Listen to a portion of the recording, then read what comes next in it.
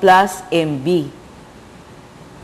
Kasi itong MB na to ay pareho rin sa radius na to. Dahil ang radius ng circle ay pare-pareho. Pero paano itong MB na to? Hypotenuse siya nitong right triangle. Right triangle MDB. Tapos, kung hypotenuse siya, ano ang mga legs? Ang isang leg ay MD, 1/2, dahil midpoint ang M.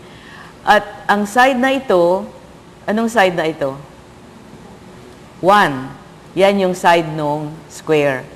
So, 1/2 ang isang leg, 1 ang isa pang leg.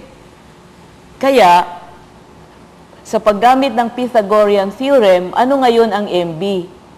Hindi ba? MB will be the square root of 1/2 square nito, plus 1 square.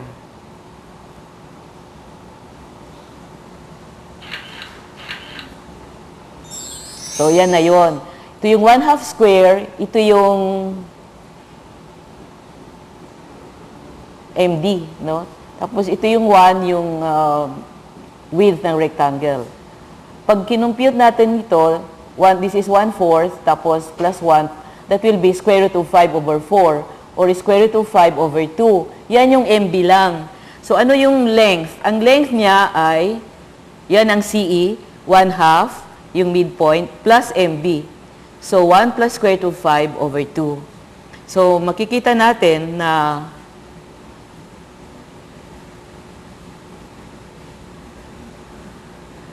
ito ay 1/2, itong MB ay 1 plus square root of 5/2.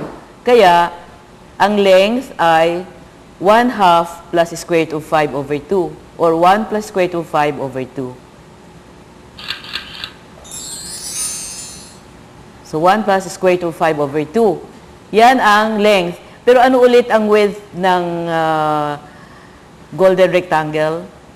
Pareho rin sa width noong square. Kaya 1 plus square root of 5/2 divided by the width. Kasi ang golden rectangle ay ratio ng length ng ang maladyosang proportion ay ratio ng length ng golden rectangle divided by its side. So, 1 plus square root of 5/2 all over 1. Ano yun? 1 plus square root of 5/2. So, yan na yung maladyosang proportion, which in rational number is like that.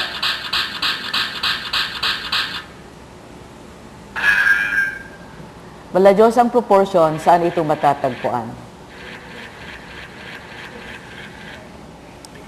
Ginamit ito ng mga Grego sa kanilang architecture.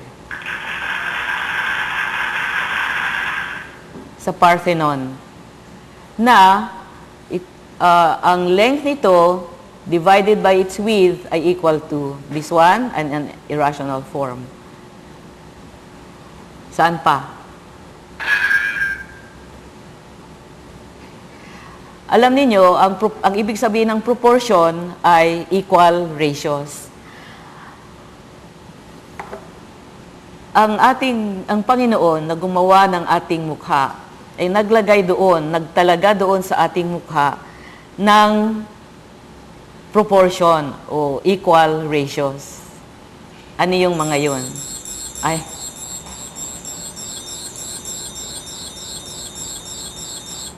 Kay mo chart muna. So, doon sa una nating sinabi, makikita ang maladyosang proportion sa architecture. Sa painting din, no? At sa music. Sa musika, sa mga pianong sonata ni Mozart, ang sonata form movement sa panahon ni Mozart ay nahati sa dalawa.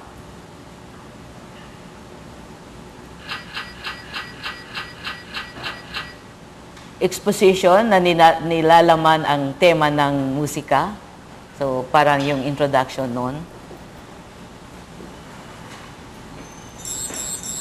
At development at recapitulation ng tema. Paano ba yung maladyosang proportion? Hindi ba ratio ng length divided by the width of the golden rectangle. So, ano yung numerator doon? Yung numerator mas mahaba o mas maliit? Mas mahaba kasi length siya ng golden rectangle divided by its width. So, dito sa kay Mozart, anong binibilang nila dito? Binibilang dito nila yung measures sa music. So, exposition ng nilalaman ng tema ng music, ng musika. So, exposition of the theme. Ito naman, development and recapitulation ng theme. So, alin ang mahaba dito? Yung 1 or 2? Alin ang mahaba? Yung 2. Development at recapitulation ng tema. Ito mas maiksi. So, in other words, 2 divided by itong number nito at saka nito. Napansin ng mga researchers na sa music ni Mozart, ito at saka ito ay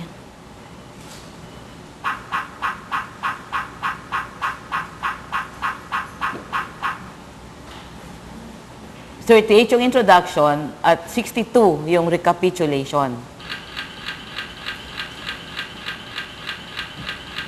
Kaya ang ratio ng mahaba sa maiksi ay 62/38 na malapit sa 1.62.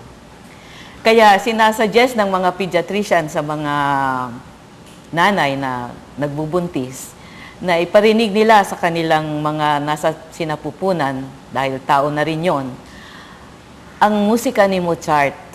Kasi masayahin yon at nare-relax sila. Nare-relax ang baby. At kahit na nasa labas na rin yung baby, magugustuhan niya yung music na narinig niya nung nandoon pa siya sa loob ng tiyan ng kanyang nanay. Saan pa? Ito na yung sa mukha ng tao. Sa katawan ng tao. Tulad ng nabanggit ko kanina, ang proportion ay equality of ratios. At ang Diyos ay nilagay niya sa tao mismo, sa kanyang mukha, ang mga equal proportions na yon. Sa mukha ng tao, saan? Caricature lang to.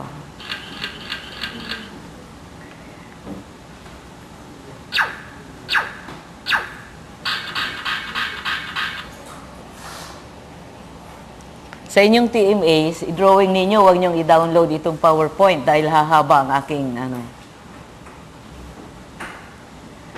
So, ilong, baba. Sa ilong, sa pagsukat ng ilong, huwag yung tip doon sa base. Kaya, ang bait ng mga Griego, hindi na kailangan matangos ang iyong ilong. Kung importante, may ilong ka at may base. Dito sa base, hanggang sa bibig, ay hanggang sa baba. Yan ang A. At ang B naman, ilong baba, bibig baba.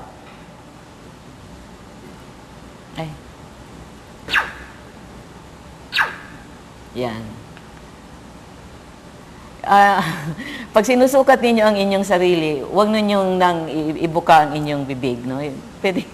Pwedeng sarado na lang at diyan lang sa gitna. Kinuha ko lang kasi ito sa clip art. Meron pa sa mukha ng tao. Mula ulo hanggang baba.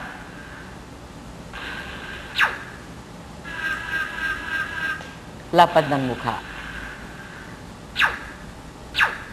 So yung lapad ng mukha, hindi ninyo gaganon. Pwede kayong umano sa dingding at i-measure off ninyo yung sa tainga.